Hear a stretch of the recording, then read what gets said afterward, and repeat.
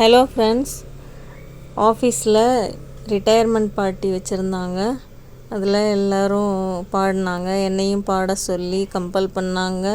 எனக்கு தெரிஞ்ச வரைக்கும் நான் பாடி வச்சேன். தப்பாக இருந்தால் மன்னிச்சிருங்க. பிடிச்சிருந்தா பாருங்கள், இல்லைன்னா ஸ்க்ரோல் பண்ணி விட்டுருங்க. என்னை திட்டாதீங்க, ஓகேவா?